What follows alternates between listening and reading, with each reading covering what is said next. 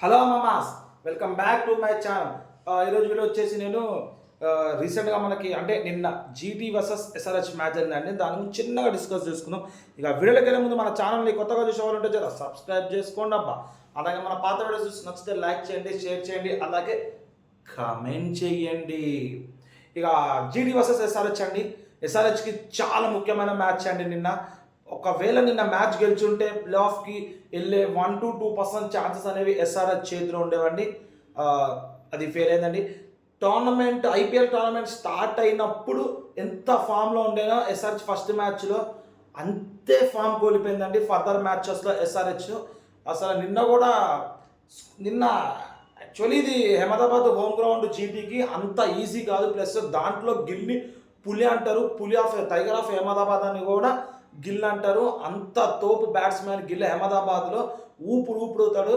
అంత ఏమంటారు, GT home ground match అన్నప్పుడే మనకు అర్థమైపోవాలి ఎస్ఆర్హెచ్ పక్కా నిన్న అపజయమే పొందుతుంది, ఓడిపోద్దని చెప్పి పక్కా అనుకున్నామని నిన్న అదే తీరులో అయ్యింది. ఎస్ఆర్హెచ్ నిన్న ఓడిపోయింది. Finally SRH is also out of the tournament. Chennai, Rajasthan, SRH 3 are out of the tournaments అండి.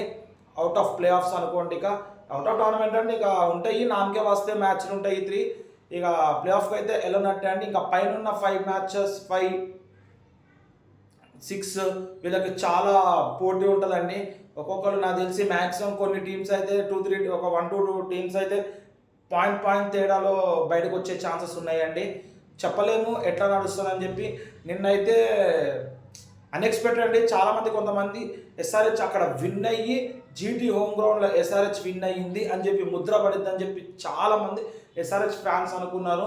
అలాగే జీటీ ఫ్యాన్స్ ఏమనుకున్నారంటే పక్కా జీటీ విన్ అయిపోద్ది, ఎందుకంటే ఇది హోమ్ గ్రౌండ్ ప్లస్ అక్కడ గిల్లు పులి అహ్మదాబాద్లో అనుకుని యాజ్ ఇట్ ఈస్గా నిన్న అదే రీతిలో జరిగిందండి.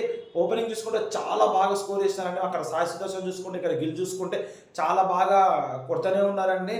ఇక మధ్యలో కొంచెం డ్రాప్ అయింది అనుకోండి. యాజ్ యూజువల్ ప్రతి ఒక్క మ్యాచ్లో నువ్వు స్టార్టింగ్లో కొడితే మిడిల్ ఓవర్లో డ్రాప్ అవ్వడం, మళ్ళీ ఎండింగ్స్లో కొట్టడము, ఫినిషింగ్లో కొట్టడం ఉంటుంది. కొన్ని అయితే స్టార్టింగ్లోనే డౌన్ అయిపోయి మిడిల్ ఓవర్లో కొంచెం లేపి ఫినిషింగ్లో కొంచెం కొట్టడం ఉంటుంది. అదే రకంగా నిన్న కూడా జరిగింది అనుకోండి.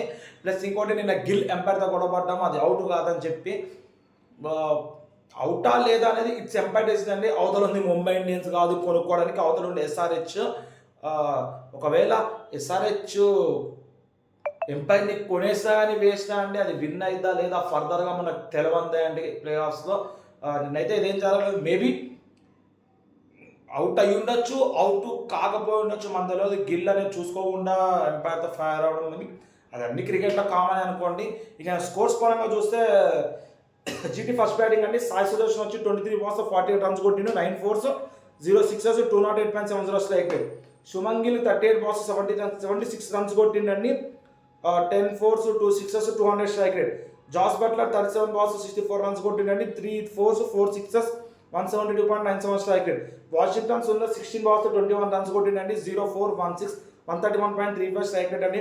షారుఖ్ ఖాన్ 2 balls 6 runs కొట్టిండు, 0 4 1 6 300 స్ట్రైక్ రేట్, నాట్అవుట్లో ఉన్నాడు. రాహుల్ తివారీ 3 balls 6 runs కొట్టిండు, 0 4 1 6 200 strike rate. Rashid Khan duck out అండి.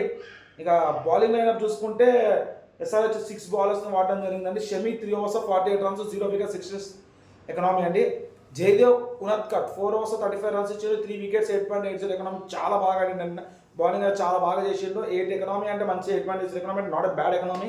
అట్లాగే 3 wickets తీసుకోవడం, 35 runs ఇవ్వడం కూడా. క్యూమెన్స్ క్యాప్టెన్ 4 balls 40 runs ఇచ్చిండు 4 overs 1 wicket ఇస్తున్నారు, 10.00 economy. Harshal Patel 3 overs 41 runs ఇచ్చిండు, 0 wickets 13.70 economy. Ansari 4 overs 42 runs ఇవ్వడం, 1 wicket తీసుకోవడం, 10.50 ఎకనామీ అండి. మెండిస్ 2 overs 18 runs ఇవ్వడం, 0 wicket తీసుకోవడం, 9.00 ఎకనామీ. క్యాప్టెన్షిప్ ఇది మన పార్ట్నర్షిప్ చూసుకుంటే సాయి సుదర్శన్ శుభన్ గిల్ మధ్యలో 41 balls 87 runs అండి. బట్లర్ సుమన్ గిల్ మధ్యలో 37 balls 62 runs. బట్టర్ వాషింగ్టన్ మధ్యలో 34 balls 57 runs అండి. షారుఖ్ ఖాన్ వాషింగ్టన్ మధ్యలో 4 balls 12 runs. షారుఖ్ ఖాన్ రాహుల్ తివారీ మధ్యలో 3 balls 6 runs అండి. ఇక ఎస్ఆర్హెచ్ బ్యాటింగ్ చూసుకుంటే Travis head 16 balls 20 runs కొట్టిండండి, 4 4s 0 6s 125.00 strike rate. Abhishek Sharma 41 balls 74 runs కొట్టిండు, 4 4s 6 6s 180.49 strike rate. Ishan Kishan 17 balls 13 runs కొట్టడం 0-4, 0-6, 76.47 strike rate. Klaasen 18 balls 23 runs కొట్టడం 1-4, 1-6, 127.78 strike rate అండి. అంకిత్ వర్మ 7 balls 3 runs కొట్టడం 0-4, 0-6, 42.86 strike rate అండి. Nitish Kumar Reddy 10 balls 21 runs కొట్టడం 1-4, 2-6, 210.00 strike rate. Mendis duck out. Pat Cummins 10 balls 19 runs కొట్టడం 1-4, 1-6, 18, 190.00 strike rate. బౌలర్లు చూసుకుంటే జీటీ 7 balls వాడడం జరిగిందండి. Mohammed Siraj 4 overs 33 runs 2 wickets 8.20 economy అండి. ఇషాంత్ శర్మ 3.2 overs 35 runs ఇవ్వడం 1 wicket 10.50 economy. Prasidh Krishna 4 overs 19 runs ఇవ్వడం అండి 2 wickets 4.80 ఎకనామీ. కార్డ్సీ 4 overs 36 runs ఇవ్వడం 1 wicket 9.00 economy. Washington Sundar 1 over 6 runs ఇవ్వడం 6 economy. Rashid Khan 3 overs 50 runs ఇవ్వడం 16.70 ఎకనామీ. రషీద్ ఖాన్ చాలా ఎక్స్పీరియన్స్ అయిపోయిందండి. Maybe that is the reason అనుకుంటా అండి ఇంకొక బాల్ అని వాడుకోవడం. సాయి కిషోర్ 0.4 balls 1 run ఇవ్వడం 1.50 ఎకనామీ. నిన్న టార్గెట్ చూసుకుంటే 224 అండి. ఎస్ఆర్హెచ్ 186 కొట్టిందండి. దాంట్లో 6 wickets. జీటీ కూడా 224 6 wickets అండి. 225 టార్గెట్. పార్ట్నర్షిప్ చూసుకుంటే ఇక్కడ మనకి హెడ్కి అభిషేక్ శర్మ మధ్యలో 27 balls 49 runs అండి. ఇషాన్ కిషన్ అభిషేక్ శర్మ మధ్యలో 30 balls 33 runs. Klaasen Abhishek Sharma మధ్యలో 33 balls 57 runs అండి. క్లాసన్ అంకిత్ వర్మ మధ్యలో 3 balls 2 runs. నితీష్ రెడ్డి అంకిత్ వర్మ మధ్యలో 7 balls 4 runs అండి. నితీష్ రెడ్డి మెండిస్ మధ్యలో 1 ball 0 అండి. నితీష్ రెడ్డి ప్యాట్ కుమిన్స్ మధ్యలో 19 balls 41 runs అండి. నా పార్ట్నర్షిప్స్ చూసుకుంటే ఎట్లా ఉంది ఎస్ఆర్హెచ్డి. ఇంకా ఏం చేస్తామండి ఫైనల్గా ప్లే ఆఫ్కి వెళ్ళి out of the play of అండి. ఇక నెక్స్ట్ సీజన్ ట్రై చేసుకోవాలి. ఒకవేళ స్టార్టింగ్ మ్యాచ్ ఎంత ఫామ్లో ఉందో అదే ఫామ్ కంటిన్యూగా మెయింటైన్ చేస్తుంటే పక్క ఎస్ఆర్హెచ్ ప్లే ఆఫ్కి వెళ్ళేది, కప్పు కూడా కొట్టేదండి. అంత సత్తా ఉన్న ప్లేయర్స్ ఎస్ఆర్హెచ్లో ఉన్నారు. అందరు ఫామ్లో ఉన్నారండి. ఒక్కరు కాకపోతే ఒకళ్ళన్నా కొడుతున్నారు.